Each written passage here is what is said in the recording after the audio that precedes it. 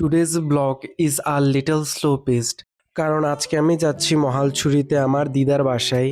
So hello everyone, this is your boy ছোট্ট অঙ্কন। তো আমার বাসায় যেতে যেতে অনেক দেরি হয়ে গেছিল, প্রায় 1টা নাগাদ বাজছিল।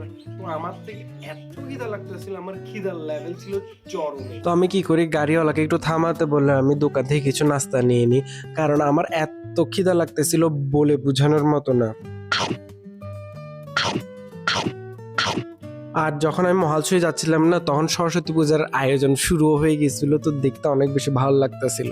আর দেখেন না গাইস, আমার ছোট ছোট পাপিগুলো এখন কত বড় হয়ে গেছে। স্টিল এখনো ছোট আছে, কিন্তু আমি যখন প্রথম দেখে আসছি তখন অনেক বেশি ছোট ছিল, এখন বড় হয়ে গেছে। আর আমাকে দেখে এমন করতেছে গাইস, বলে বোঝানোর মতো নাই ফিলিংসটা। A few moments later. তো গাইস, আগে যখন আমি মহালছড়িতে ছিলাম তখন আমি প্রত্যেক রাতে বলতে সন্ধ্যার দিকে আমরা চলে যেতাম মুন্ডি খেতে বন্ধুদেরকে নিয়ে।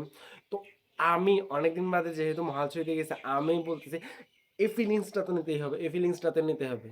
তো আমরা চলে যাই একটা মুন্ডির দোকানে। তো আজকে রাতে আমরা বের হয়ে গেছি আবার আগের ফিলিংসটা নেওয়ার জন্য। তো আমরা এখানে সুন্দর করে মুন্ডি খেতে যাই, আর মুন্ডিটা এত মজা হয়েছে বলে বোঝানোর মতো না।